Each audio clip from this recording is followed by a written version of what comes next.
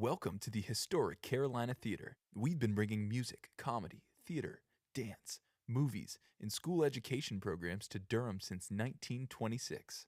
As a community nonprofit, ticket sales pay for only a portion of our costs. Our events are only possible through generous support of our donors and sponsors, so thank you. Please take a moment now to locate the emergency exit closest to your seat, which may be different from the entrance you used. Photography and recording of any kind are strictly prohibited. When we opened in 1926, there were no cell phones, and that's the way it should be tonight. No ringing, no texting, no tweeting. Just enjoy the show. There will be a brief intermission during this performance. Hot buttery popcorn and cool refreshing drinks will be available at concession stands in our lobbies. Thank you and enjoy the show.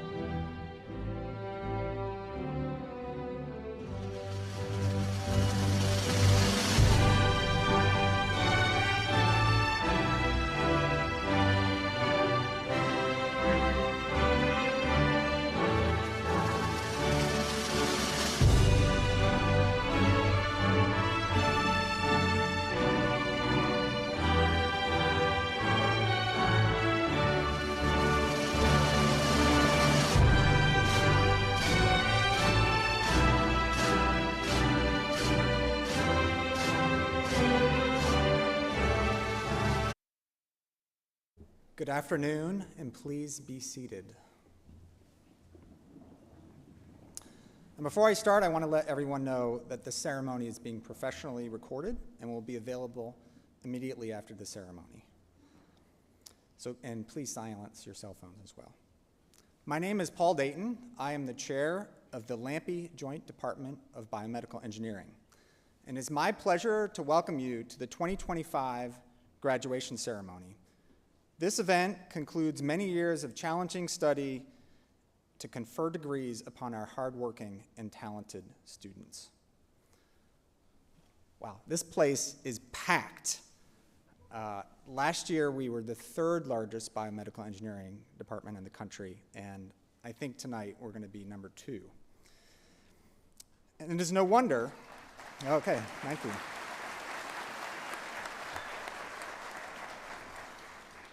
Furthermore, with over half our graduates going into industry staying in North Carolina, we are the largest contributor to the biomedical engineering workforce in the state.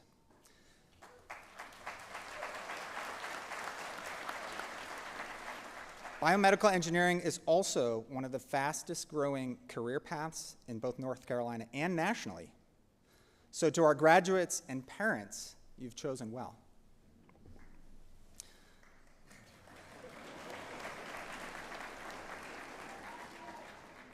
So as you look out on our graduates today, you'll see both red and blue graduating together. The Lampe Joint Department of Biomedical Engineering is a unique program. We bring together Wolfpack and Tar Heel with the unified mission to do basketball.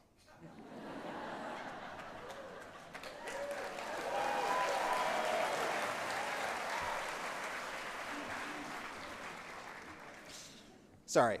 Biomedical engineering brings together Wolfpack and Tar Heel with the mission to unite engineering and medicine to improve lives. Our department embodies a groundbreaking collaboration in education and research between the UNC system's 2 world-class campuses in Chapel Hill and Raleigh. All of our students and faculty have full status on both campuses, which enables our students to receive training and research opportunities that far exceed which would be otherwise possible at a single institution. Thus, all of our biomedical engineering master's, bachelor's, doctor's degree candidates will be graduating tonight both from North Carolina State University and from the University of North Carolina at Chapel Hill. Every diploma is conferred from both universities and has the seals of both NC State and UNC. I bet you didn't think when you were looking at that tuition bill that you would be getting 2 for the price of 1. Ours is not an easy program. Rigorous from the beginning, only the most accomplished students are enrolled into BME at the beginning. From there, they take more classes than almost any other major, and almost all of these are very difficult. They're required to study math, physics, circuits, mechanics, controls, biology, physiology, molecular biology, and much more. And as part of their studies, they need to apply what they have learned. They interact with doctors, nurses, therapists, and other clinical professionals to learn the area of technological needs in medicine. They then apply their engineering skills to conceptualize, design, test, validate, and deliver technologies from bench to bedside. Several years later, here we are. Our graduates with us today are now uniquely skilled and well qualified to enter a highly competitive, highly technical, but also well-compensated workforce. All they need is a diploma. And with that, it's time to begin today's ceremony. And to continue our proceedings, I will turn the microphone over to Dr. Matthew Fisher, our Director of Graduate Studies, to introduce our graduate speaker.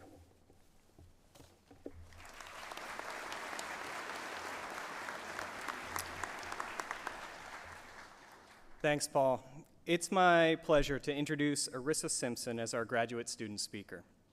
Arissa joined our program in fall 2020 after receiving her bachelor's degree in chemical engineering from the University of South Florida. She joined the lab of Dr. Ashley Brown. Her dissertation work has focused on developing multi-scale and multi-dimensional biomaterial platforms for investigating fibrotic progression. In 2021, she was awarded the Witherspoon Graduate Fellowship from NC State. In 2023, she was selected as a trailblazer in engineering by Purdue University. Arissa has published 3 first author and 3 co-author publications and has presented her work more than a dozen times at national meetings. We also strongly encourage our students to be impactful members of our community. Here, Arissa has shined in multiple leadership roles, including as a senator of the UNC Graduate and Professional Student Government, as a member of the BME Graduate Student Association, by establishing the Black and Latino biomedical engineering community within our department, and by mentoring 8 undergraduate students in the lab. In recognition of these efforts, Arissa was awarded the PhD Student Teaching and Mentoring Award and the Graduate Student Service Award from our department. Since defending her dissertation in March, Arissa has accepted a position at Insight as a Development Operations Rotational Associate, and I'm sure she'll have a bright future there. Please join me in welcoming the soon-to-be Dr. Simpson.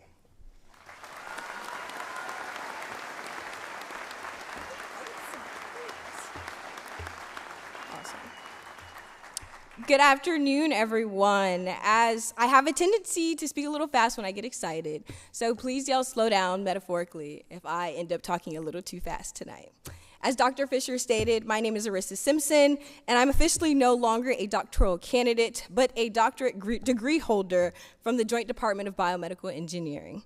Now, interestingly, the department did a request to proofread this prior to our commencement ceremony, and currently, we live in a climate where there's an interesting attack happening on freedom of speech.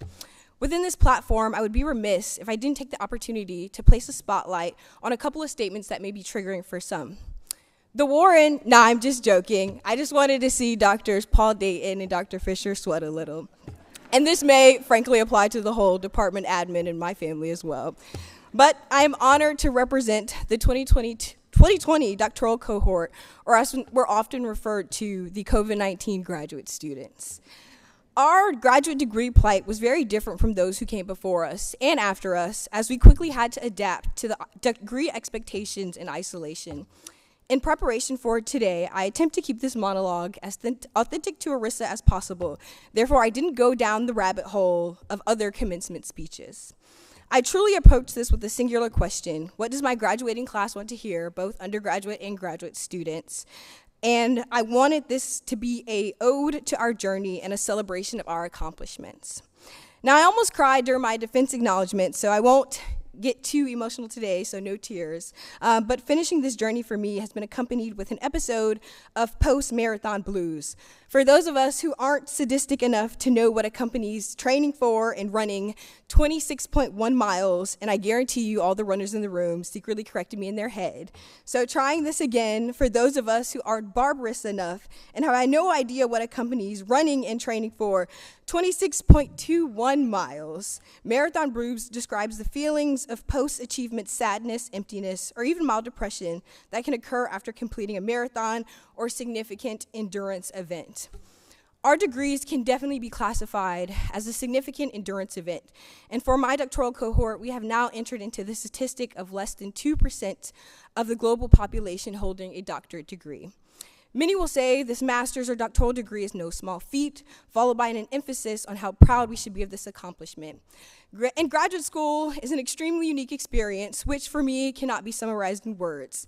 I don't want to say we're all now trauma bonded together, but as the saints say, if the shoe fits, wear it.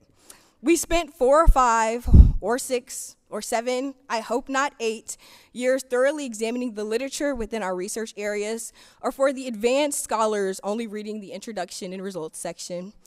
Taking additional coursework, and I'm sure we all loved and would highly, highly recommend the general physiology course offered at NC State. We spent these years conducting, duplicating, replicating, and triplicating experiments, presenting our research at conferences, publishing our findings, get our dissertation shredded by a research committee, and for all the parents in the room, it's all the professors sitting on this stage. And at the conclusion of this chapter, writing a 200-plus page document encompassing a detailed analysis of our research that realistically will only be read by future graduate students and maybe our parents. But we have crossed the finish line on what many have defined to be a marathon and not a sprint. To take a moment and to continue reminiscing on our journey, I'm sure we can all agree we'll miss the endless suggestion of ideas, experiments, and opportunities of collaborations from our research advisors or PIs, and hoping they forget, FYI, they never do, acting as teaching assistants or TAs to the beautiful pupils in front of me, and having to argue there's not an extreme difference between a 91 and a 95. And I want to take a moment to commend our undergraduate students for continuously achieving academic excellence, even though this was often at the expense of our graduate research experiments for those who served as research mentees. But in all seriousness, I want to commend us for doing what many haven't done, and realistically, we probably questioned whether we would too. We are now technically equipped to go into academia as postdoctoral researchers, or for those extremely lucky, directly into a tenure-track faculty position, joining myself and heading to the dark side, exploring the drug development world and influencing upcoming best and first-in-class pharmaceuticals, applying our partial electrical and mechanical engineering expertise to develop novel medical care devices, become financial analysts, and assess the potential of new medical technologies. But most importantly, we can finally correct those family members who love to ask, how is school going? And having to re-explain we are full-time UNC or NC State employees who just happenly, conveniently at the intersection of student and employee. To close, this is not the end of our scientific exploration, but the beginning of our careers. This is not the end of many friendships and relationships, but the beginning of our extended family. And this is not the end of this ceremony, but definitely the end of this speech. Again, I'm beyond honored to represent the 2020 doctoral cohort. I'm wishing everyone a long and flourishing career with an overflow and abundance of PTO, I'm talking 20 plus days, bonus checks, and amazing benefit packages. And for those undergrads heading to grad school, please ignore all of that.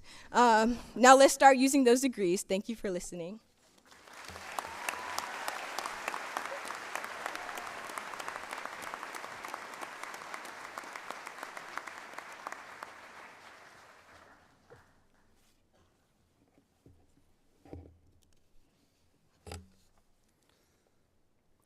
So it is my pleasure to introduce our next speaker, Dr. Naji Hussaini, one of our esteemed faculty who needs no introduction to BME students. Dr. Hussaini has been recognized consistently as one of the top educators at both NC State University and UNC Chapel Hill for the last decade. He has received the NC State Gertrude Cox Award for Innovative Excellence in Teaching, the NC State Outstanding Teacher Award, the College of Engineering Faculty Advancement Award, the NC State Alumni Association Outstanding Teacher Award, the UNC Johnson Teaching Excellence Award, and he has been inducted into the Academy of Outstanding Teachers. Dr. Hussaini instructs all of our students, regardless of which campus they call home. Year after year, Dr. Hussaini repeatedly receives the most nominations as a graduation speaker. Why, you may ask? Well, I asked some of the students. As one student put it, Naji is nothing short of a demigod. His respect and attention towards every student in his class is obvious, and his material is top-notch. Another student commented, Naji's exceptional qualities as an instructor made a profound impact on my educational experience, setting him apart as one of the most outstanding mentors I've ever had the privilege to learn from. And yet another student commented, Dr. Hussaini's goofy sense of humor and his enthusiasm towards course material are downright infectious. This year's end of the semester feedback, the students concluded that Dr. Hussaini does not, in fact, require oxygen, as indicated by his capacity to deliver long, information-dense, unbroken lectures, and by his capacity for long-distance running. To clarify this latter point to the audience about running, since Dr. Hussaini is incapable of watching science fiction movies for fun due to his frustration with the overwhelming physics inaccuracies, he's instead pivoted to the less stressful hobby of running 200-mile ultramarathons for refreshing breaks from teaching college-level engineering. Dr. Hussaini is an exceptional and passionate teacher who cares deeply about all his students, and we are proud to have him as part of BME's team. With that, Dr. Hussaini will give the undergraduate address.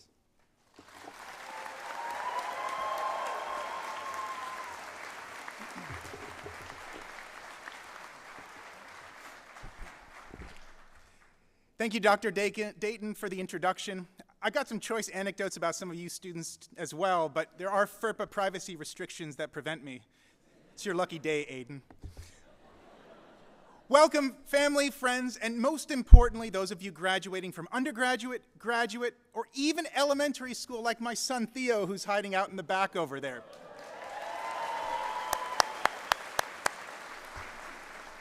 Look for the dapper guy with a vest on. In my last lecture ever to you, I'd like to tell you about why your career plans are wrong. But before that, seeing Wolfpack Red and Carolina Blue mixed in front of me like phagocytes and lymphocytes around an infection is incredible. If you look up on stage, you'll see a diverse panoply of colors that represent your faculty's doctoral institutions. For example, Dr. Sode behind me has got his robes from UNC. For Dr. Gomez down there, he's got the black generic robes because he wanted to buy a house and a car instead. And finally, you'll also notice in the front a darker blue, a winning blue, a basketball powerhouse blue, a research juggernaut blue, a humble blue, and of course, a Michigan blue. You must have seen those dookie egos over there swelling. They practically blew out of those vests, those robes over there. They didn't hear the word humble, though. Anyway, congratulations again on successfully analyzing aliens, linking 4 bars, modeling penguin feces trajectories, pitching impossible design projects, and thinking that Dr. Carty was the department chair until Dr. Dayton welcomed you here. And now, all the places you'll go, right? Start your new industry job, climb the promotion ladder, become a manager, and retire with a huge pension at 65 from that same company. Or go to med school, finally start practicing at 40, get asked by friends to look at that rash, be able to afford eggs and retire to a private Gulf island. Or enter grad school, then do a postdoc, become a professor, panhandle at the NIH level, and then hang around past your expiration date. We have trained you to excel at all these careers, and we genuinely hope that you will follow one of these trajectories. However, ask anyone later today if their lives tracked along a well-worn trail. If only it were that easy. The average US worker changes careers several times in their lifetime, and companies are facing major uncertainties in at least the short term. It's unlikely that you will stay with that company for decades. Medicine itself is also changing, whether by moving procedures from local hospitals to major centers, replacing jobs with AI for diagnoses, or making surgery more like a Mario Kart game than carving a Thanksgiving turkey. Academia is not immune to disruption either, whether due to massive online classes, unreliable federal funding, fewer tenure-track positions, or having your grant on transcranial imaging inexplicably scrutinized by a tech bro using a find command. Your perfect career plan may last as long as our men's basketball postseason runs. So what do? They're getting excited about that, aren't you, Duke, right? I'm going to rag on him a couple times more, because like Dr. Dayton said, right, the joint department and all is against Duke. But the noted Scottish poet Robert Burns warned us about the trouble with the best-laid schemes o' mice and men, as did Swift with, just because you make a good plan doesn't mean that's what's going to happen. That's Taylor, not Jonathan Swift. Life is a stochastic process, and as you know from statistics, extrapolation is always risky. It is based on prior data and assumed future conditions. You are graduating now because you have built a strong foundation, and as your faculty, we believe we have ample prior data to extrapolate great things from you. The farther from graduation, though, the more chaotic and unpredictable your life will be. Maybe your current extrapolation from graduation will be realized, but be realistic. It won't, and that's okay. Going forward, 3 broad factors will determine your life's journey, and acknowledging them will help guide you to success amidst unpredictability. The first is preparing for opportunities. You've been doing that. We've been forcing you to do that. Don't stop now. The second is recognizing and taking advantage of opportunities. You might get a chance, but if you don't know and don't jump at it, it's useless. The final one, unfortunately, is the sine qua non of life: luck. Luck is neither intrinsically good nor bad. You will have good luck and you'll have bad luck, and they are sometimes hard to differentiate until after the fact. As Uncle Ellis told Sheriff Bell in Cormac McCarthy's novel No Country for Old Men, a cautionary tale for Dr. Dayton, you'll never know what worse luck your bad luck has saved you from. Luck is neutral and ambivalent, but with preparation for and recognition of opportunities, you can pivot it in your favor. While the plural of anecdote is not data, let me nevertheless cite 2 anecdata points that illustrate how preparation, recognition, and fortune can lead to unanticipated successes in life. Graduates, right now, you're thinking, N equals 2? What the sigma? Professor cooking straight cab minus 1,000 aura. Without knowing what the heck I just said, I respond in millennialese, YOLO. So for my first anecdote, my degrees are in physics, and physics prepared me with a fundamental understanding of everything with a breadth of classes, much like BME has done for you. At my graduation, no doubt, they told me job offers would flock to me afterwards like pre-meds to extra credit. I was prepared, therefore, for nearly any opportunity. After graduation and following my wife, Professor Cole, to the Triangle without a job secured, companies instead were as interested in me as my students when I give them love advice. Interested? What do I mean by that? Well, here's a hint. Watch Spider-Man with someone special. Put your arm around their shoulder and whisper into their ear, hey, you know silk's a polymer with a density of 1 gram per cc. And that web's 100 meters cylinder with a 1 centimeter diameter. Spidey just lost 22 pounds. It worked. Anyhow, for more than 4 months after coming to North Carolina, I was unemployed and got bored very quickly. Going from busy and intellectually stimulated as a PhD student to running marathons and digitizing family pictures was extremely difficult. I applied to all the physics, material science, and semiconductor-related industries that were looking for PhDs. Nothing. Even my fellow physicists at the local universities, who can explain electroluminescence and light-emitting PN junctions but can't change a light bulb, repeatedly turned me down. Right around Christmas, Dr. Carty emailed the BME faculty, again including my wife, desperate for an instructor for BME 345, a solid mechanics course that some of you have suffered through. Professor Peter Menti, that course's prior instructor, was seriously ill, and his replacement for the spring semester had just taken a full-time job elsewhere. Dr. Carty probably just needed a warm body to list as the instructor of record, and I reached that temperature threshold. I spoke with Dr. Carty by cell phone while she was in Mississippi rejuvenating her drawl at an astrobiology conference. Students know what that refers to. Over time, I got a dose of CAR-T cell therapy as she reassured me and said I might be underprepared but can't be worse than the mechanical engineering alternative. This was a golden opportunity looking me square in the face, and I was hesitating. She eventually convinced me to consider teaching this course, but I wanted more information. Dr. Menti's notes were in his locked office on campus, and since it was winter break, I couldn't get in there to review them. I finally got in on a Friday in January, went through some scattered notes, and pulled some disorganized files off of a computer. I soon realized I knew about 10% of the class. 3 days later, I was teaching the class. 2 weeks earlier, I hadn't even known the class existed and was still unemployed. This opportunity went well enough that, when a full-time position in BME was posted, initially created for someone else, I still managed to sneak in and get that job. Biomedical engineering, even now, it still blows my mind. I would have looked at you like a confused, tariffed penguin if you had told me at graduation that I'd be teaching anything bio-related, since the last bio class I took was in high school in 1997. That's old, is what they're all saying over there. But at least I'm not old enough to have a preferred colonoscope brand, unlike Dr. Dayton. The 3 factors I mentioned originally in my thesis before got me into this job. First, chance. From an unexpected tragedy came a chance for me to attempt to fill a great man's legacy. Full-time university teaching positions are notoriously difficult to find, particularly at top universities such as these 2.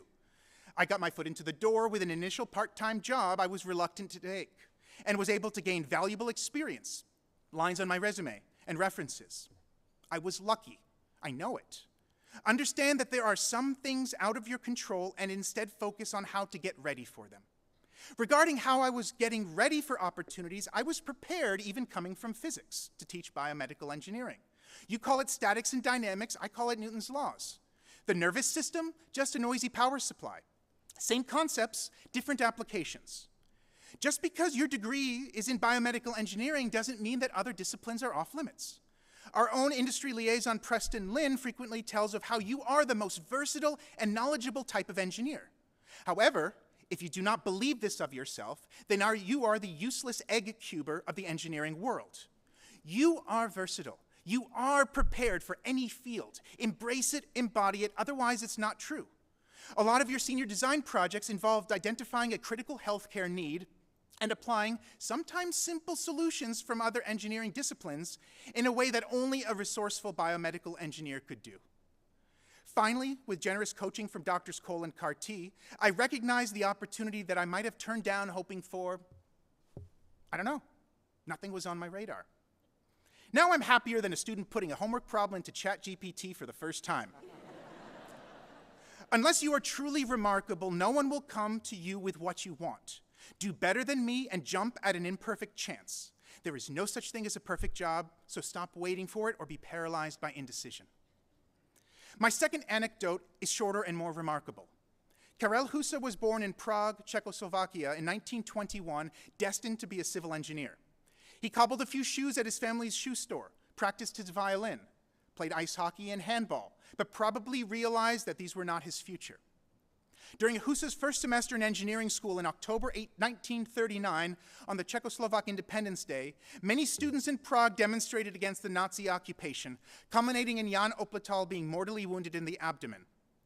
A month later, during Opletal's funeral, thousands of students rioted against autocratic malfeasance, as students are still wont to do. As dictators despise dissent, thousands of students were arrested, 9 were executed, and more than 1,000 were sent to concentration camps. The Nazi administrator closed all the Czech colleges and universities, echoing history and ending Husa's engineering plans. Luck number 1. Now that he was out of school, he soon received orders to board a train to work in a munitions factory in Dresden. Any student of history or Slaughterhouse 5 knows how this could have ended. Foolishly, he did not board that train, so the SS agent came back and said that he had best not miss that next train. Ignoring orders was something only fools did. Luck number 2. I've set the stage with the luck, so now how is he prepared? I mentioned that Husa had taken some violin lessons as a child, and on the side he had sketched a few pieces. The only school still open in Prague was the Prague Music Conservatory, so he took this opportunity to dodge a work order and a forthcoming firebombing and enrolled in a music composition program, certainly not what he planned to do as he sat down and listened to his graduation speaker at high school. More than 10 honorary PhDs, Cornell University and Ithaca College professorships, commissions from major orchestras, and countless awards, including a Pulitzer Prize later, I think things worked out quite well for my grandfather. Songs would have been written about his bridges had he been a civil engineer, just like the one about London Bridge. And he felt it best for humanity that he was on the composition side of the story. I've selfishly recounted 2 stories, but each of you here today has your own example of something happening and how you overcame it through your preparation and seizing of an opportunity you may not have known existed. Graduates, you studied for years in a classroom until COVID robbed you of high school and your friends. However, you took advantage of online learning and got into UNC and NC State. Then again, later, you studied for that one exam in your sophomore year, but Professor Brainfart unexpectedly asked something about material science theory that you hadn't prepared.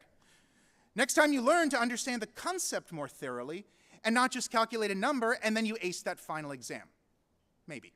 Looking ahead, you may worry about the job market and universities being buffeted by mercurial messaging, and to that, I don't have a simple solution.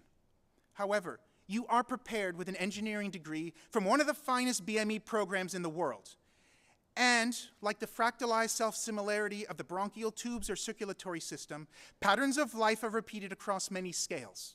Your last 4 years will be like your next 40 years, and while tough and unexpected, here you are graduating. Here you are. You made it this time, and you will make it the next time as well. Regarding quantum mechanics, Albert Einstein famously said that God does not play dice. He could not accept some of the random aspects of quantum mechanics, even though he was like a really smart genius. Random aspects of our own lives are just as difficult to accept, even though they clearly happen. Stephen Hawking played on Einstein's quote when talking of black holes. Not only does God definitely play dice, but he sometimes confuses us by throwing them where they can't be seen. Accept that the slings and arrows of outrageous fortune will fly, and realize you can't always understand why they happened, or even if they're good or bad.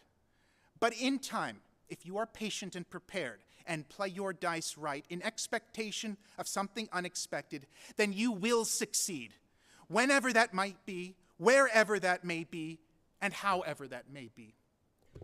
Congratulations, all of you. It's great to see you one last time. Go out and do fantastic things, and do stay in touch. We don't say that idly, because you are why we are here instead of somewhere else. It's the students that make this job fun. Take care, and congratulations.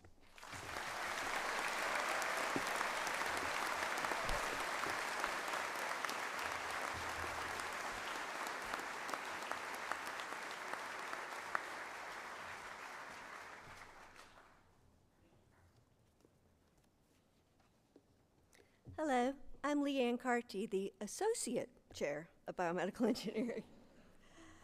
I'm going to make some remarks, but first just a few logistics. You have worked long and hard for this degree. Take your time. There is no wrong way to shake hands. If anybody laughs, I'm going to give them the evil eye. If we take a photograph with your diploma upside down, don't worry. I am available for reenactments after the ceremony. We do have a professional photographer here. You'll be given information on how to get those photographs. But if you brought your own paparazzi, they are welcome to come forward and take photos. But echoing what Dr. Husseini said, you are the reason that we are here. And I want to thank your parents, your family, your friend, all of your support group who have made you who you are and given you this opportunity to be here. The faculty and staff, we all know that it's a privilege for us to get to work with so many outstanding students, and we love our jobs. But our students are outstanding, and because we're engineers, rather than just tell you how outstanding we are, we like to demonstrate it. So we're going to play a little game. Grad students, if you can hear me, feel free to play along. So our students have many distinguished honors. So if you completed Honors Carolina or North Carolina State University honors or scholars, would you please stand?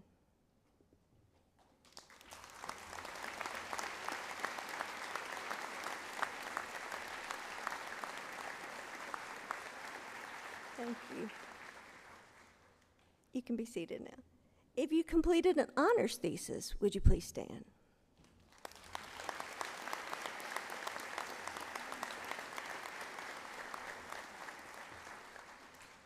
If you completed a minor, would you please stand?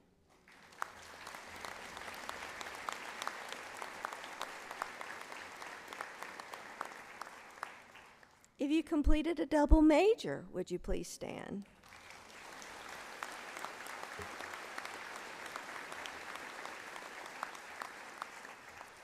And our students do more than just work inside the classroom. They also improve themselves outside the classroom. So if you participated in a study abroad, would you please stand?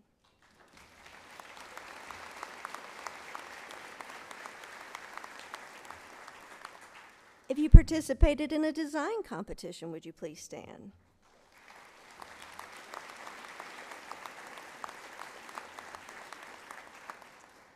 If you completed the Interprofessional Education Program, or are also known as an IPEP scholar, would you please stand?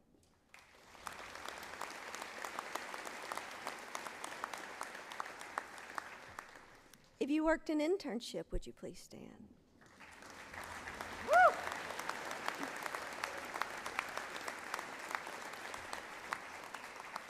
If you conducted research, would you please stand?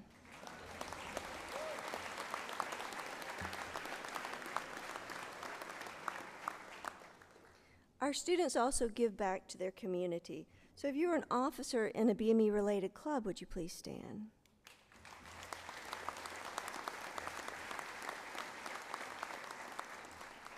If you were a department, college, or university ambassador, would you please stand?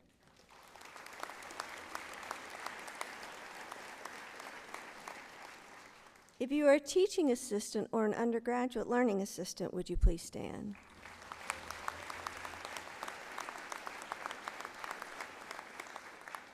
And if upon graduation you'll be accepting a commission as an officer in the U.S. Armed Services, would you please stand?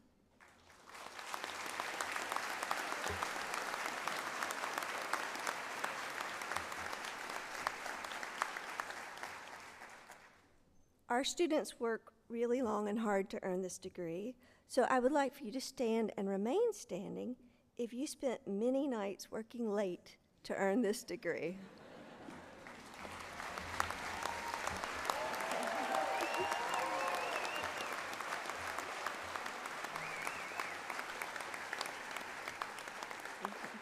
I'd like to welcome Dr. Husseini back to the stage.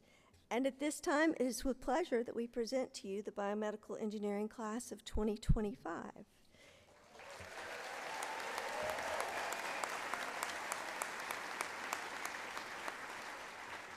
If the first row can please remain standing and come forward, and the rest of you may be seated.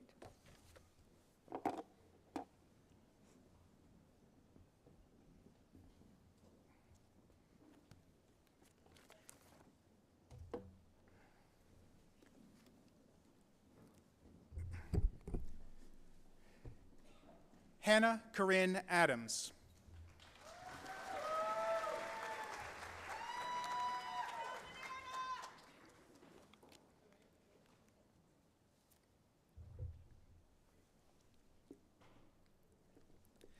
Khalid H. Al-Ahmedin.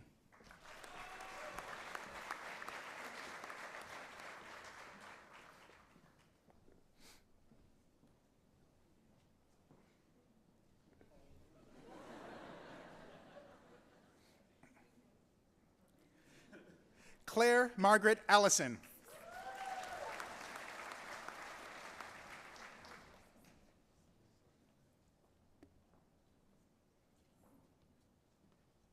Ellie Patricia Knox Aerosmith.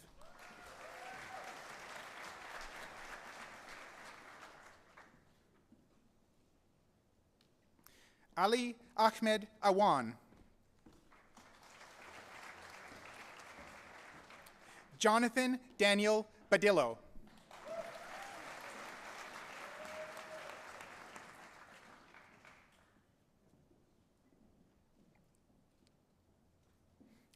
Luca Paul Basilio.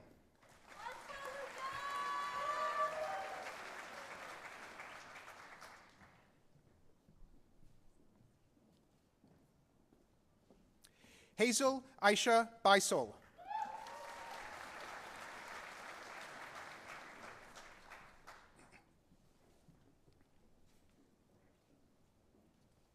Ashley Rayner Bean. Hey.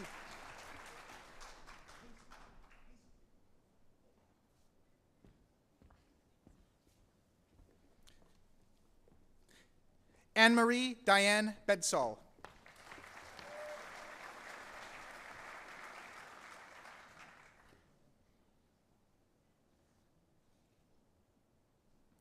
Michael Richard Bontico.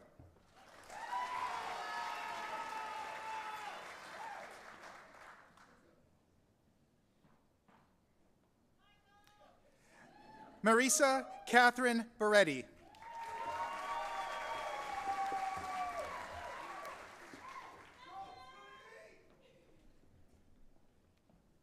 Novita Brito.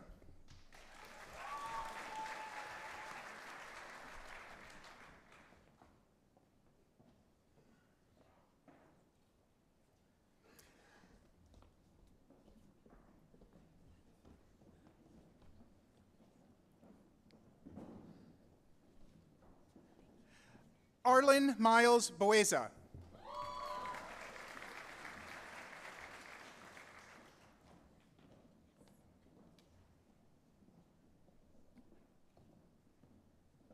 David Emons Butners II.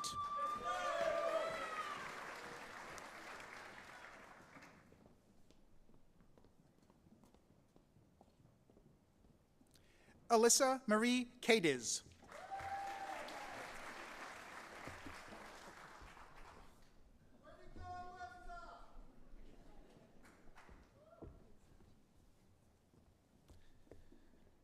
Chloe Noelle Chernock.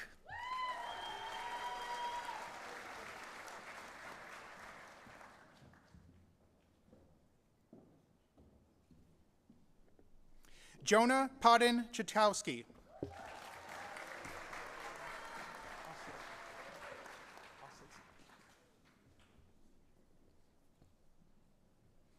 Undergraduates, don't forget, once you've received your diploma cover, go to the side of the stage to get your picture taken again. Enakshi Chawla.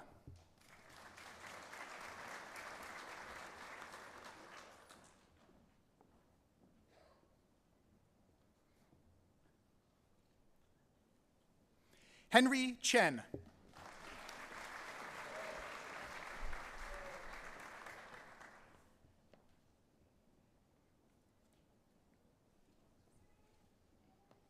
Siva Lakshmi Cherukuri.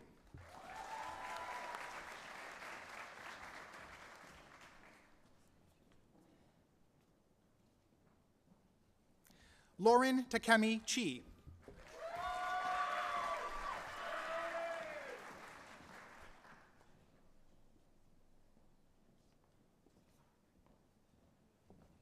Aaliyah Holly Childers.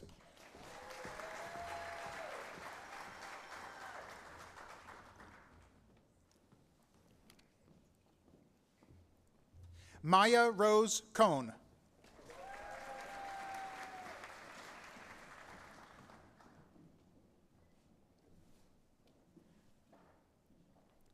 Mackenzie Noel Cole.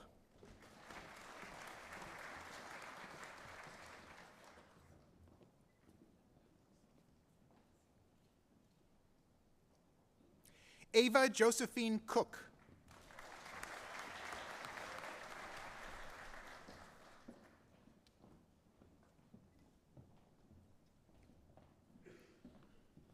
Aiden Johan Cook.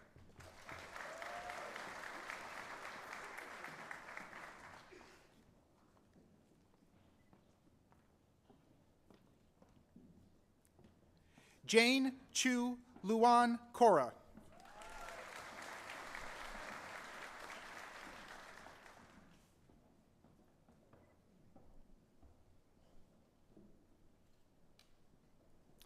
Hala Yasmin Dahir.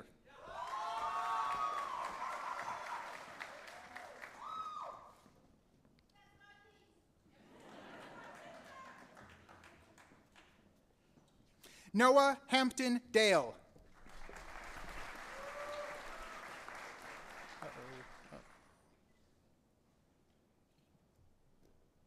Braden Michael Davis.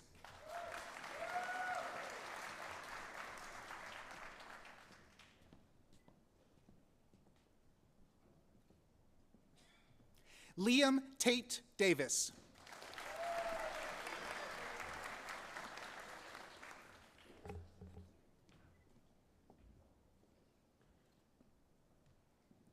Arya Balaji Deshpande.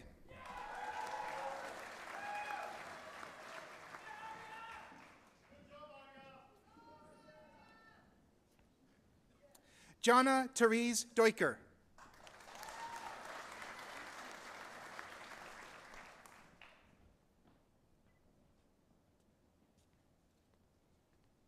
Kabir Diwan.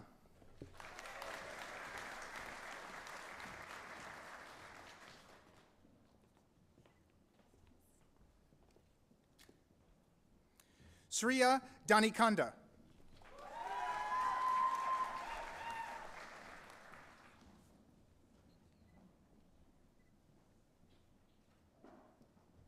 Hugh Min Dunn.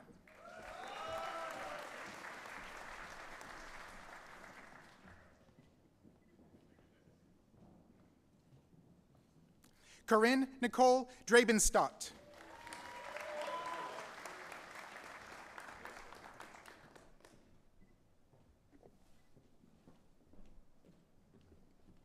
Colin Michael Doolin.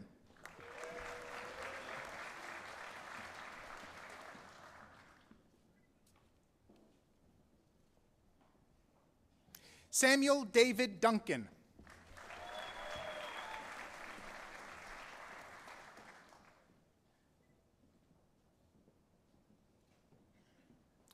Brooke Catherine Dunkley.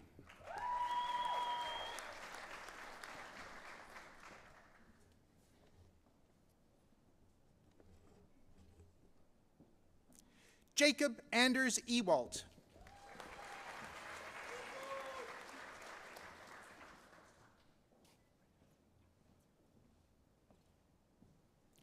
Kaylee Grace Fallon.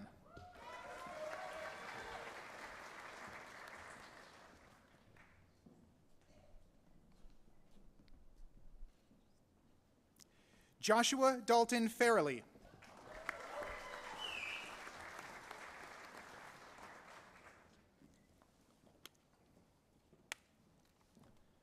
Olivia Kirsten Figuli.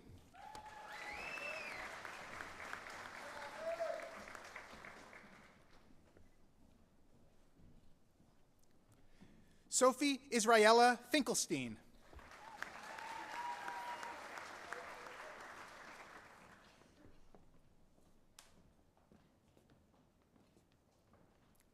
Justin Alexander Forbes.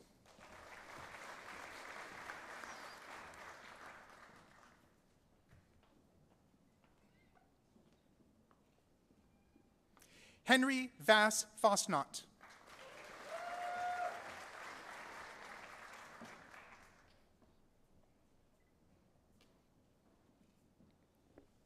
Kayla Noel Frank.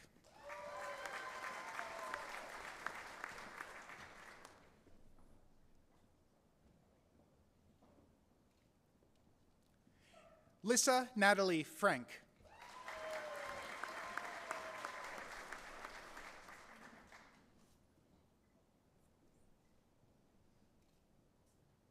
Shivani Guerra.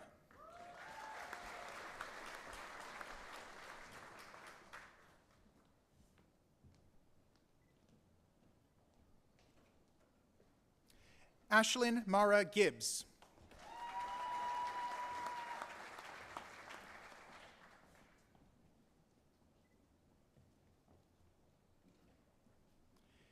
Morgan Jacob Gilbert.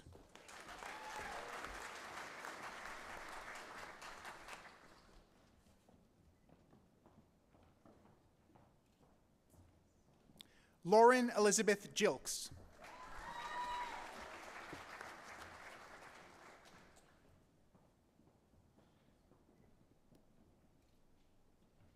Nalaya Gerard.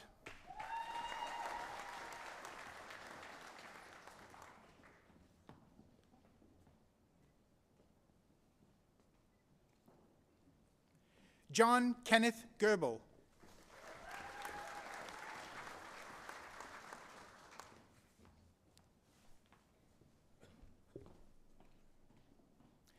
Charles Thomas Gribble.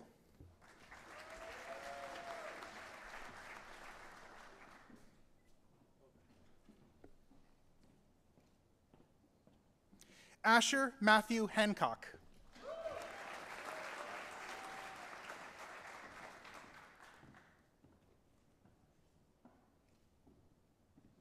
Grace Ryan Hardy.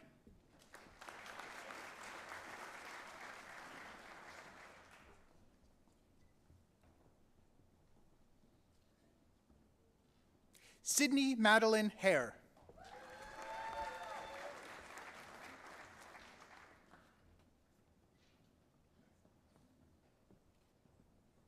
Stephanie Michelle Haro.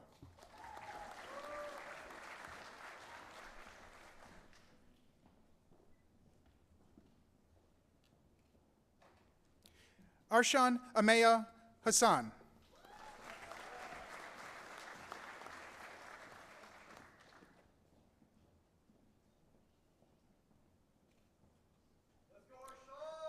Lila Elizabeth Hayes.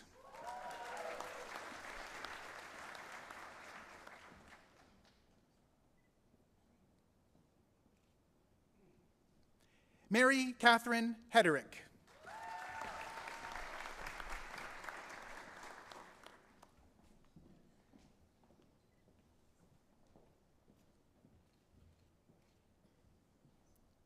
Joshua David Henderson.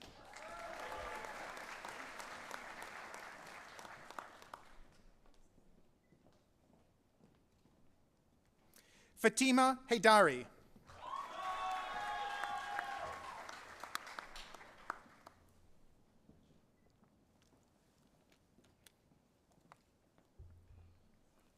Aiden Jude Hoffman.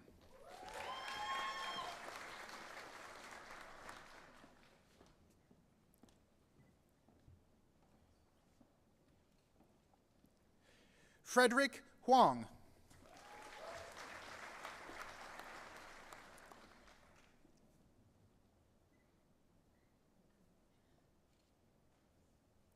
Haley Marie Hutchins.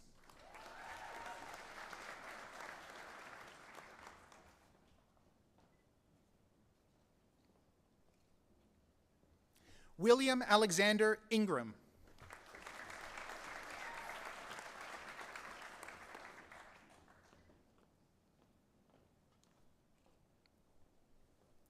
Niharika Jindal.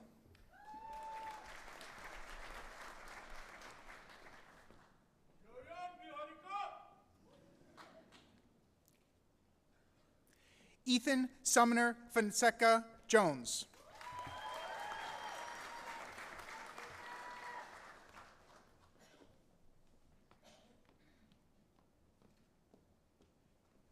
Adam Daniel Kaiser.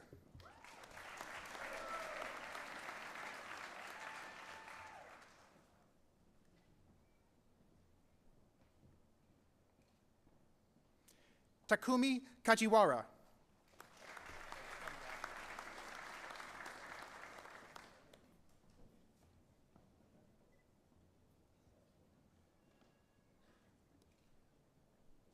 Arushi Kamra.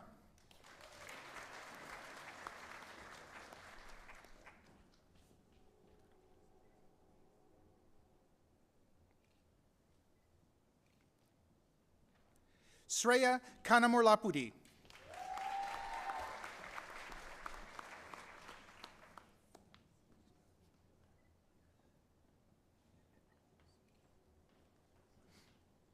Marina Cecilia Kapitanov.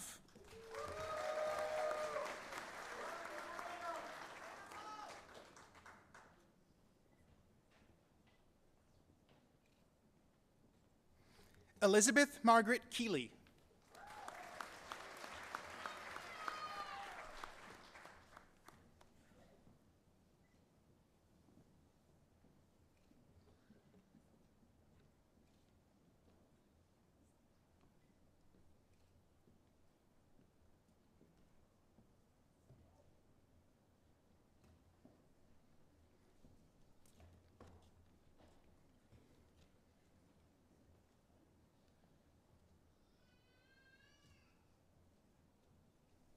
Elena Grace Kelly.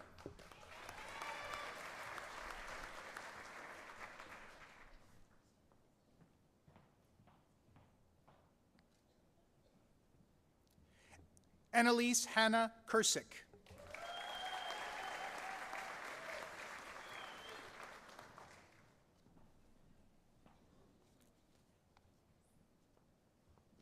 Lucas Kazuo Kiyukawa.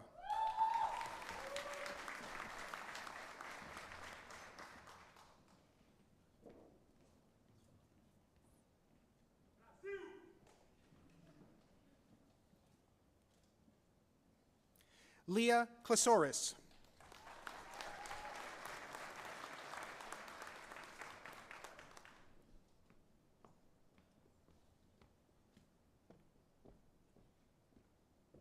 Fiona Margaret Kowalkowski.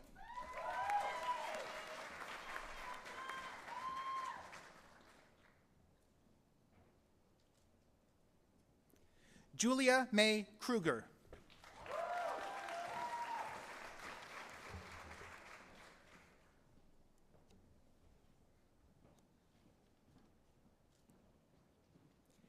Candy Yun Lam.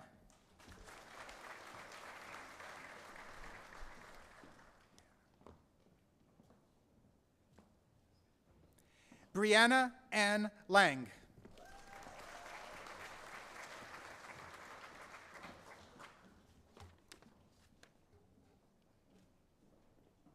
Sophia Francesca Carpina Lazo.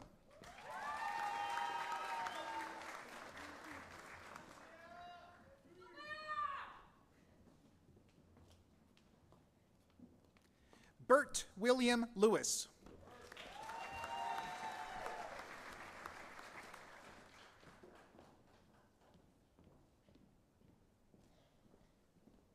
Matthew Young Lee.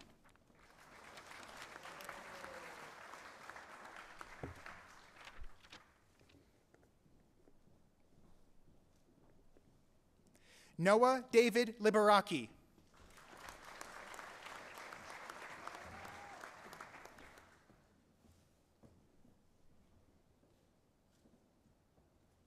Wei Law.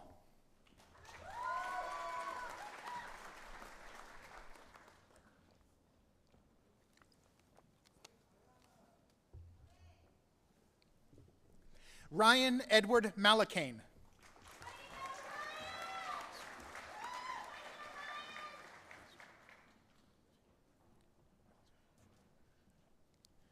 Manasvi Marthala.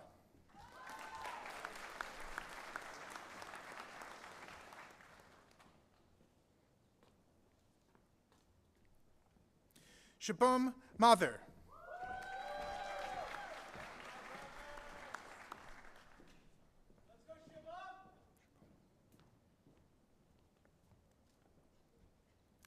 Catherine Natasha Matt.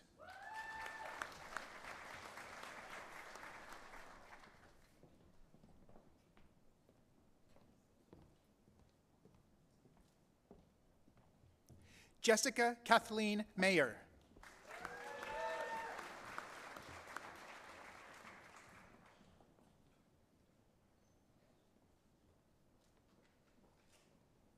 Maria Elizabeth McAdam.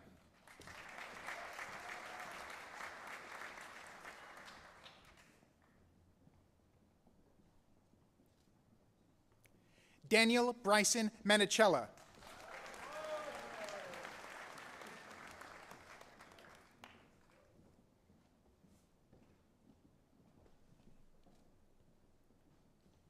Jake Adrian Miles.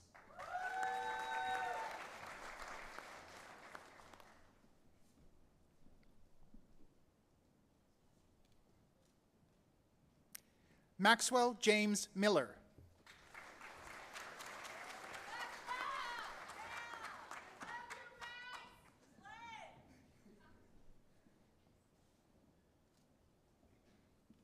Ryan Andrew Maloney.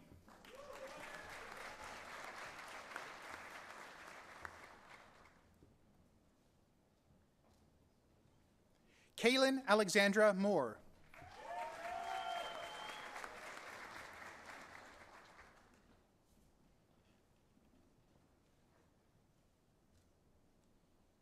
Simonoj Mova.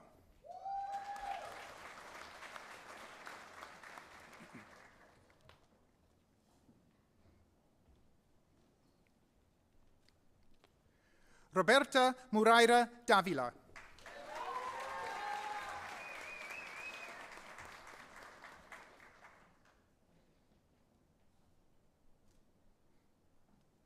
Kyle Vincent Murphy.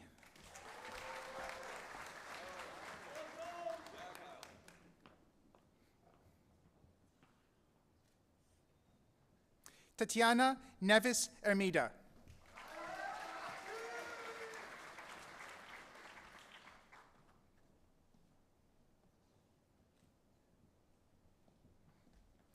Ein Duk Nguyen.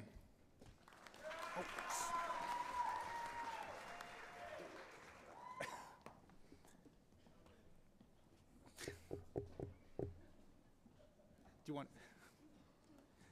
Yeah, how about we switch that? So, yeah.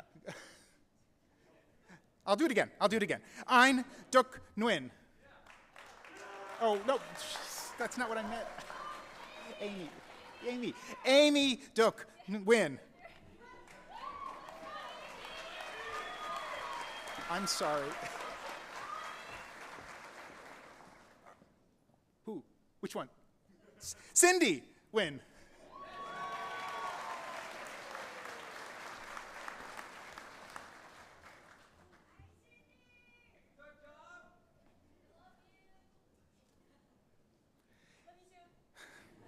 And for his third recognition, Ein Duk Nguyen.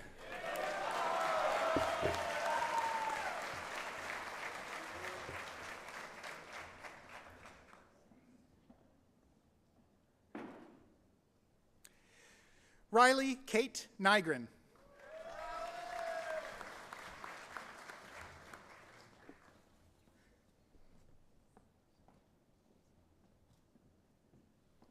Patrick Jacob O'Reilly.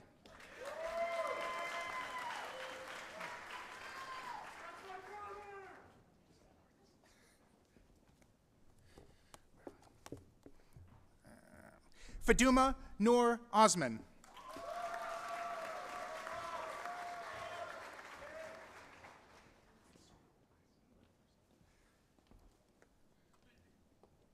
Amy Jane Pack.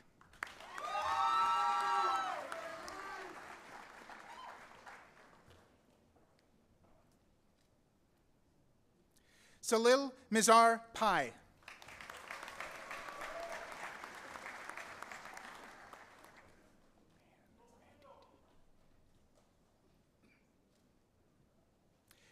Avantika Pandita.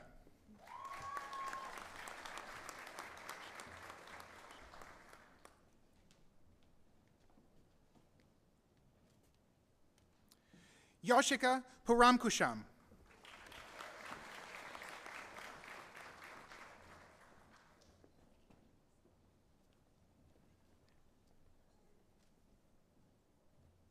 Isha Devang Parikh.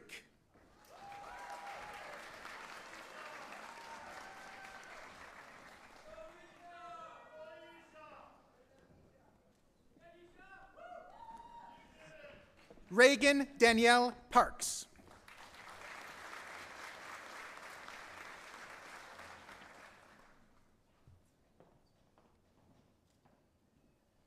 Amay Piyush Patel.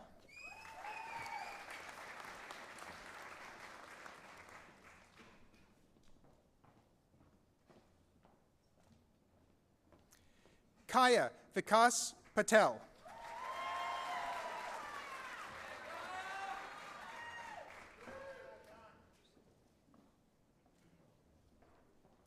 Sham Chirag Patel.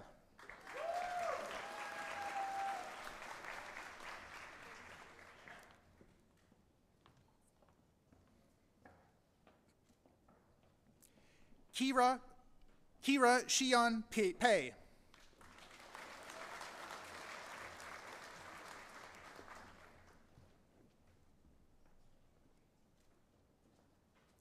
Penki Peng.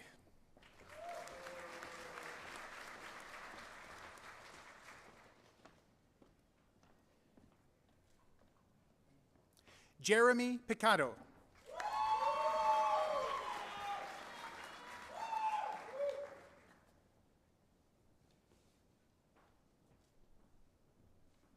Grace Ann Pennell.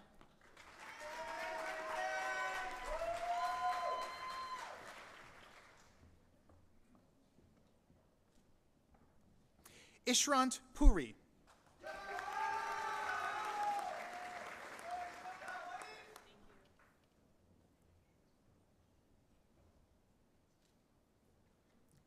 Elizabeth Ann Rajel.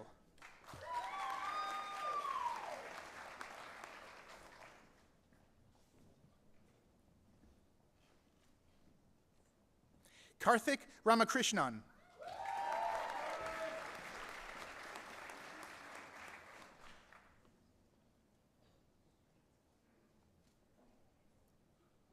Needy Kishore Rani.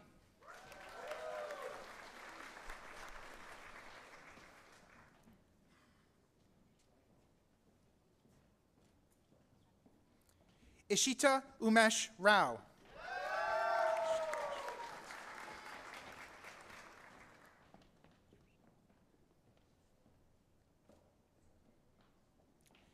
Srishti Vishal Rastogi.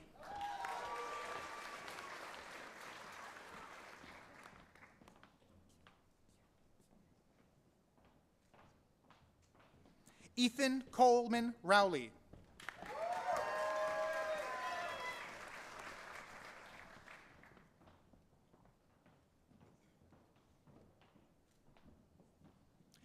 Anna Elizabeth Reardon.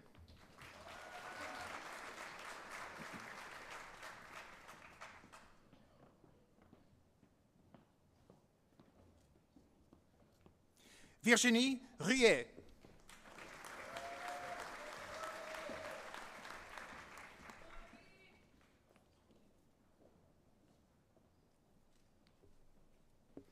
Ella Christine Rushing.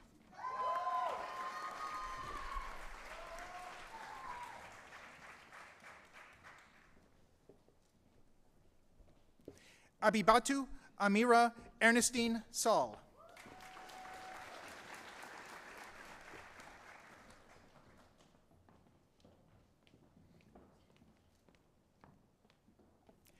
Magdalene Noel Samuta.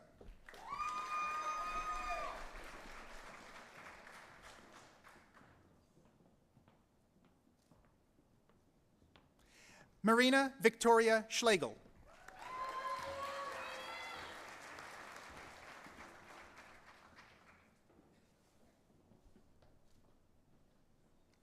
Alexander Joseph Scott.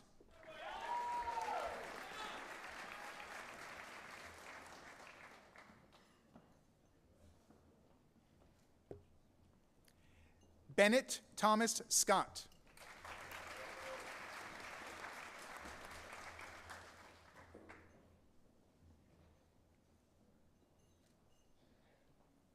Abdullah M. Shahid.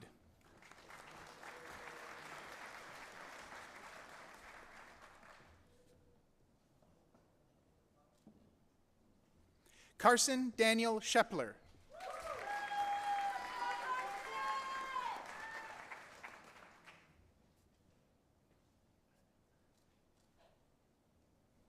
Eugene Lee Shawn.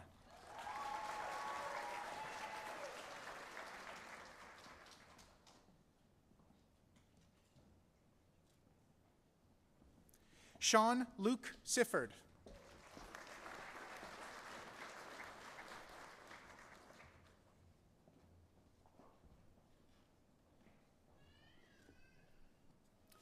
Madeline Wagner Singletary.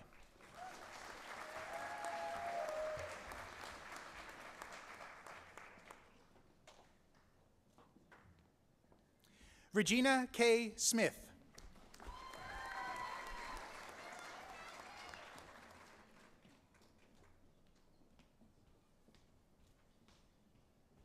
Davi Souza Lima.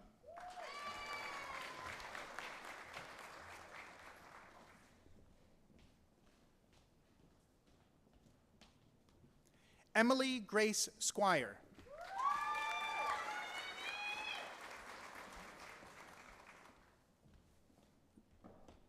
Picture.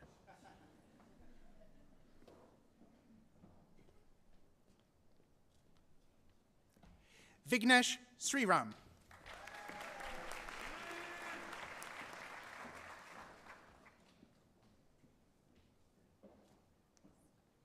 Tyler Charles Joseph Stanley.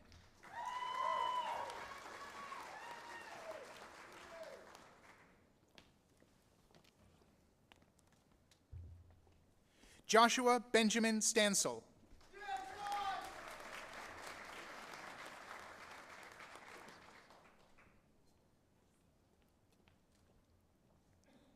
Michael Anthony Strickland.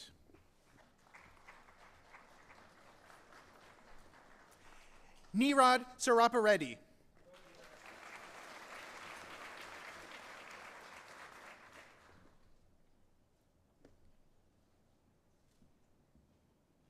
Francis Roman Taglianetti.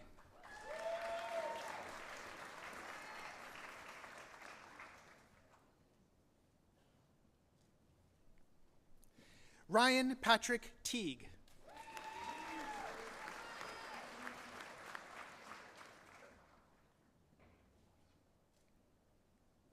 Jake Thomas Temple.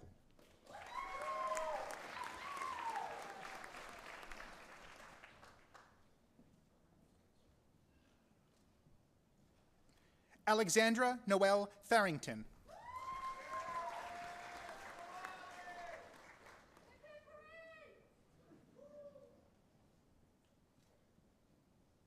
Samantha Jenny Towns.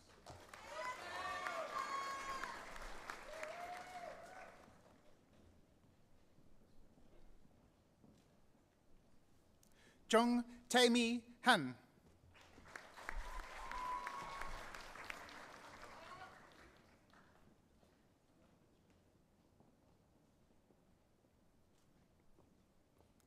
Phuong Nguyen Tran.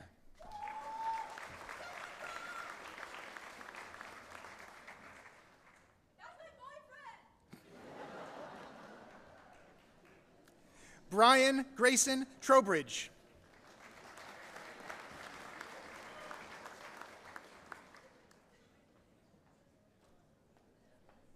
Caroline Brooks Turley.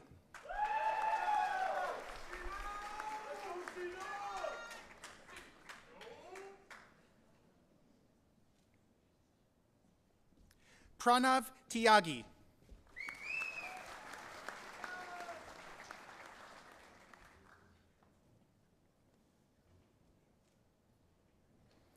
Emma Lauren Starmon Tyler.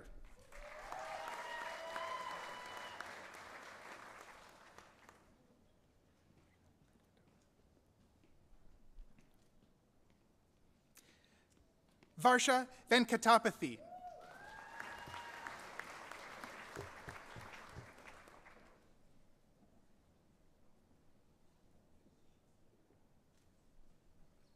Madeline Grace Vinnell.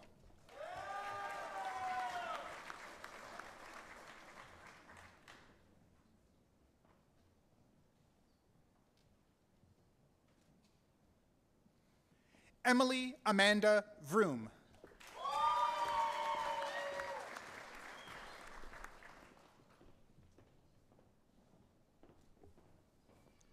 Lauren Lynn White.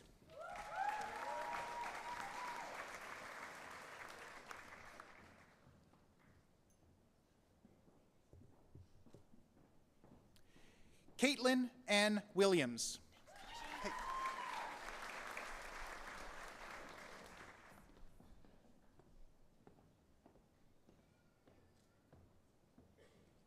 Rachel Merritt Williams.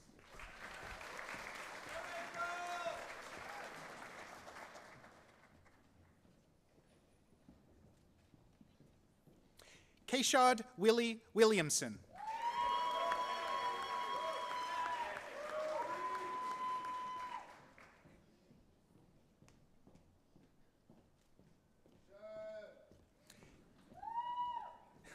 Evelyn Faith Wolf.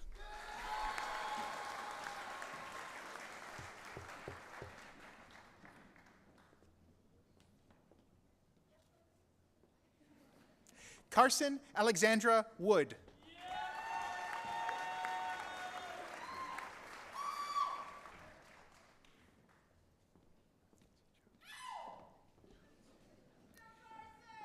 Sichan Shing.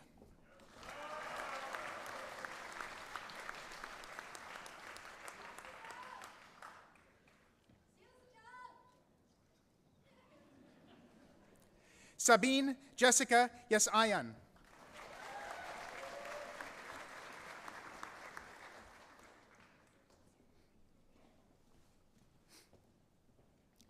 Kylie Catherine Yoder.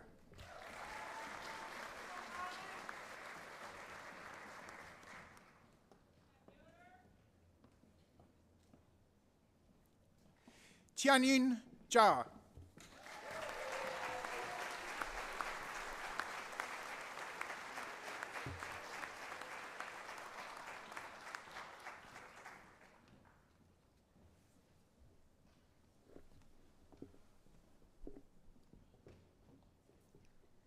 Let's give them all one final round of applause.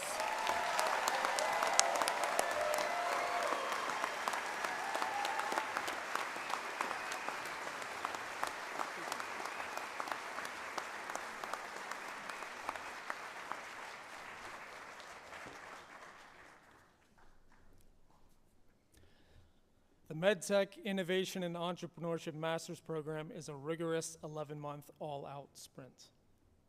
Last June and July, our innovators began spending hundreds of hours in hospitals and clinics identifying the most pressing problems in healthcare. They solved those problems by designing and building medical devices that have never been created before. After that, we asked them to form companies, build plans to manufacture and market their new devices. Along the way, they collaborated with industrial designers, debated business strategies with MBA students. And at the pinnacle of our program, last Tuesday night, our innovators pitched at a Shark Tank-style event in RTP in front of industry professionals, healthcare leaders, and venture capitalists. The class of 2025 addressed urgent issues in negative pressure wound therapy, nasogastric tube placement, neonatal glucose monitoring, and laparoscopic entry. Now these fearless graduates are ready to launch their own companies or join others to bring new products to market that will no doubt improve healthcare for all of us. I cannot think of a more meaningful career. So friends, family, faculty, it is my honor to present to you the MedTech Innovation and Entrepreneurship Class of 2025.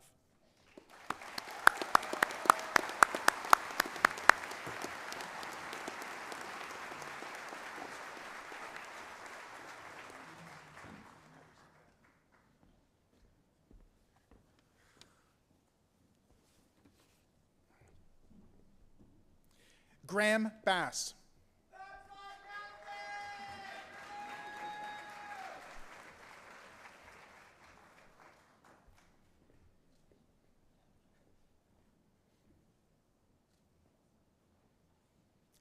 Michael Cotton.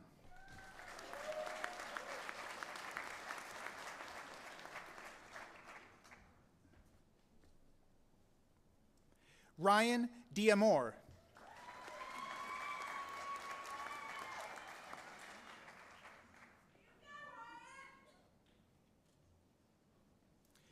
Rachel Elias.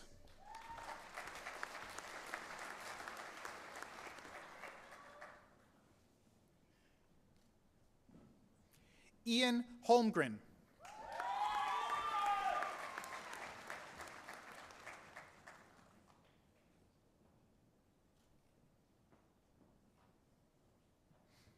Alana Howell.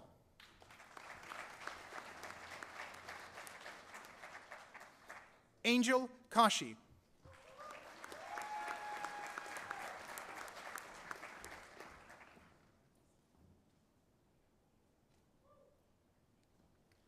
Alexander Martuchin.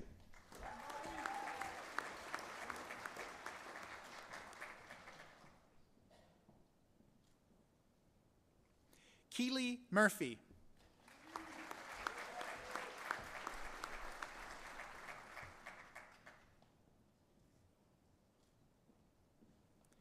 Christian Nightingale.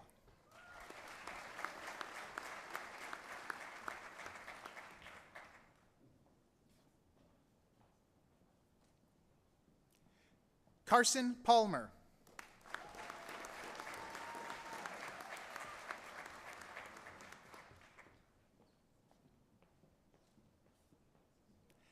Reina Patel.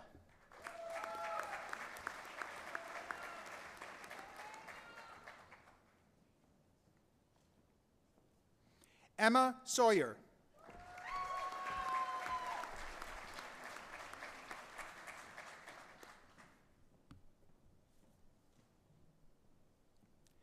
Maggie Walker.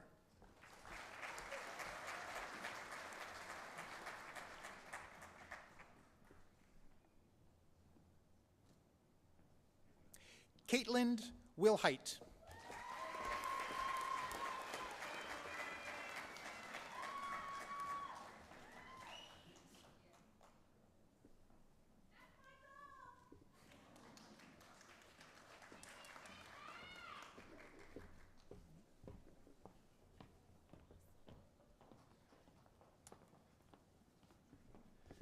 In addition to our MS MedTech graduates, we have 3 graduating thesis-based master's students.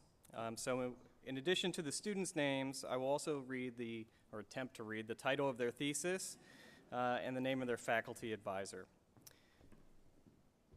Ali Hamed, assessing I'll wait.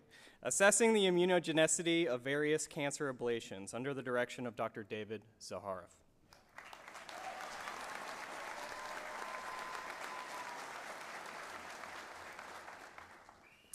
Sabiq Mutadi, interrogation of Young's and shear elastic moduli and anisotropic tissues using viscoelastic response ultrasound, under the direction of Dr. Katerina Galippi.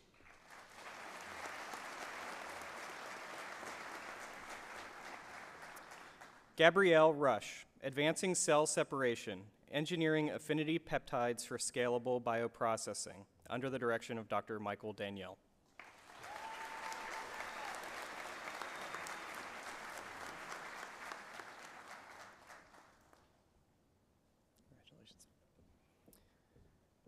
All right, and last but not least, our PhD students. The PhD, or Doctor of Philosophy, is a terminal academic degree. It represents a high degree and depth of academic achievement and can take 5 or 6, sometimes 7, hard years of hard work, focus, failure, grit, and determination to formulate new and impactful research questions, execute a rigorous experimental design, and clearly communicate these findings in a dissertation document and related peer-reviewed publications. It is a challenging endeavor under normal conditions. All of the graduates today persevered through the pandemic, which disrupted the ability to go into the lab and do the research, which makes their accomplishments all the more impressive. So kudos to you all.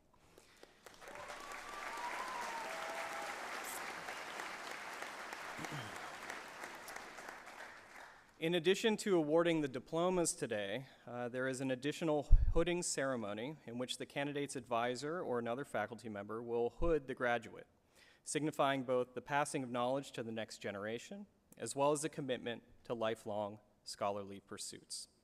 So, without further ado,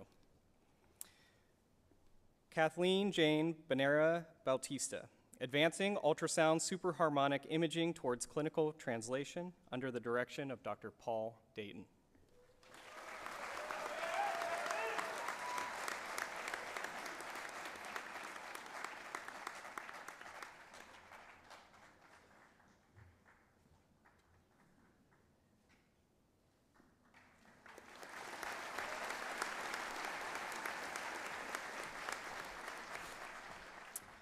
Emma Leanne Etter, engineering microbial drug delivery systems under the direction of Dr. Julianne Nguyen.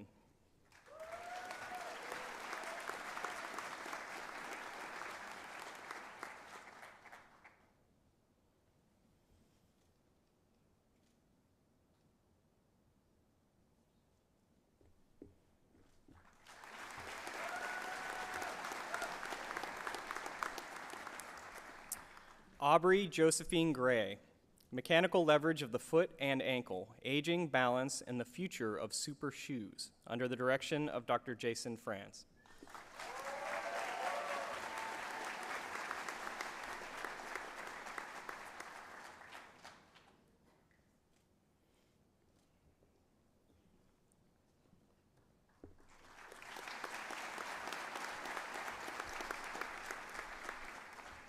Rebecca Mary Jones, volumetric ultrasound for non-invasive neurofunctional imaging and targeted neuromodulation, under the direction of Dr. Gianmarco Pinton.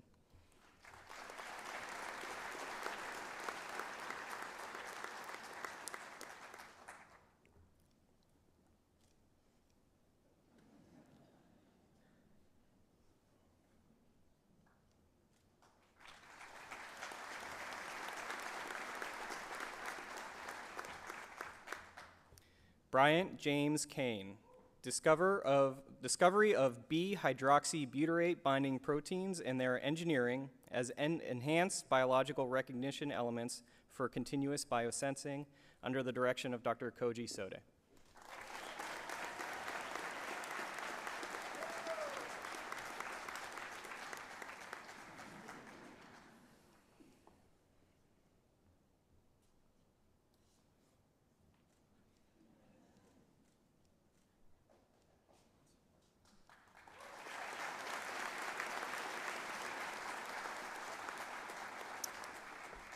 Joseph A. Kerrigan, Jr., engineering of a direct electron transfer type FAD-dependent glucose dehydrogenase for its application in electrochemical glucose sensors, under the direction of Dr. Koji Soto.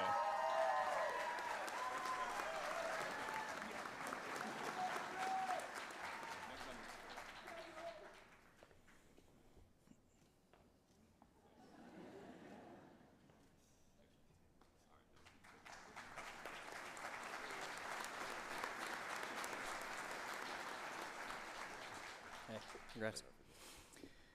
Makun Conwalker. Development of immunosensors based on Faradaic electrochemical impedance spectroscopy for in vivo continuous monitoring of insulin, under the direction of Dr. Koji Soto.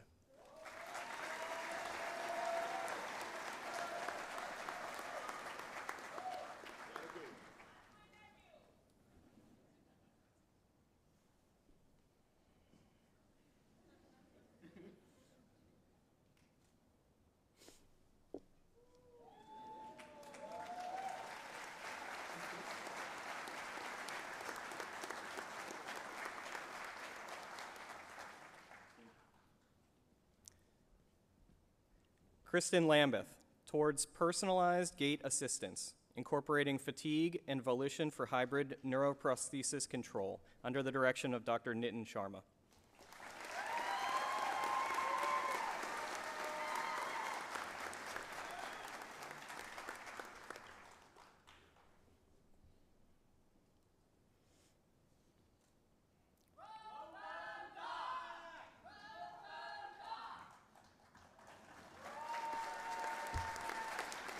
Congratulations. Amareza Nasri, adaptive control strategies for powered prostheses and exoskeletons, enhancing stability and fault tolerance, under the direction of Dr. Helen Huang.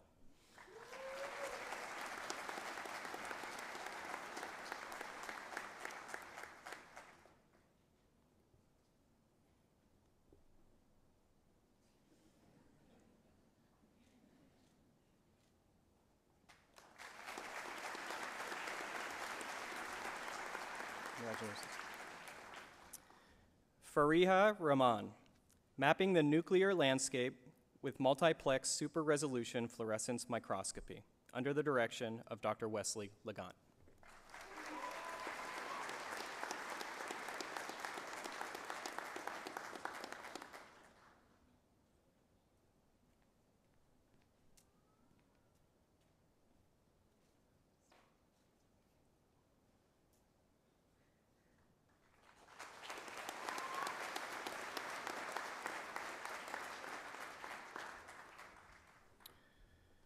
Arissa Simpson, developing multi-scale and multi-dimensional biomaterial platforms for investigating fibrotic progression and abnormal wound healing responses, under the direction of Dr. Ashley Brown.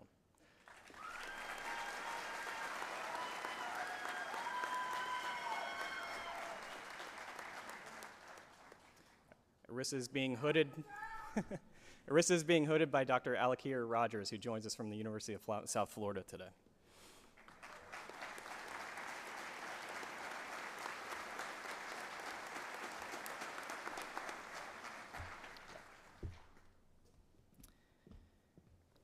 Jacob David Thompson, multi-scale impact of sex hormones on the anterior cruciate ligament, under the direction of Dr. Matthew Fisher.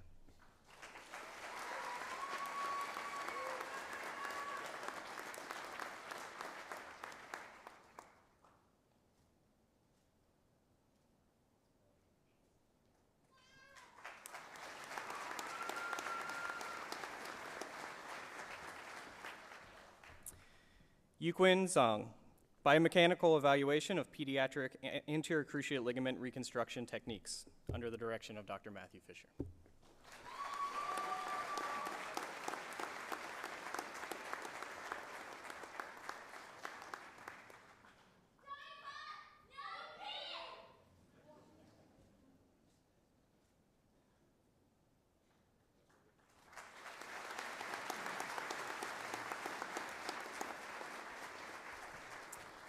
Let's congratulate all of our PhD and MS students one more time.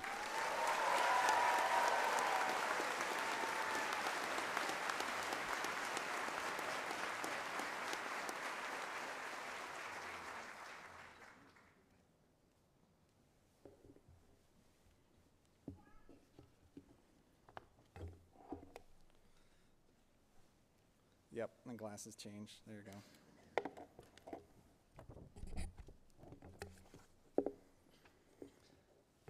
All right. Hot up here, I'll tell you. We have now come to the end of the 2025 Lampe Joint Department of Biomedical Engineering commencement ceremony. Our students now have completed their first biomedical engineering marathon. Of course, for today's graduates, this is not an end, it is just a milestone. And like Dr. Husseini, they're really just getting ready for their next marathon in their career as biomedical engineers. It is important to note that achieving this milestone has not been done in a vacuum, and I want to recognize the friends, families, and colleagues who have supported our graduates over the past few years. It has been your support that has helped our graduates make it through when going was difficult. Thank you very much.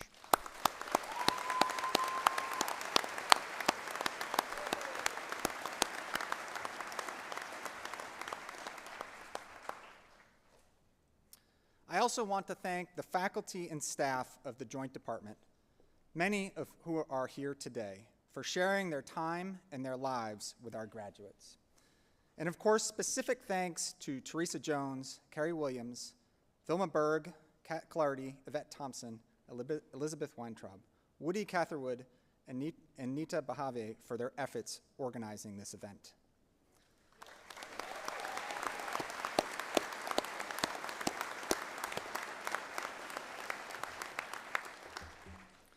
Finally, I also want to recognize the transformative support of Dr. Ross Lampe Jr., for whom our department is now named. Dr. Lampe's enthusiasm and confidence in us and for the future of biomedical engineering in our department has led to an endowment in our program that will enhance our impact for the benefit of our students, faculty, the state of North Carolina, and the country in perpetuity. Thank you.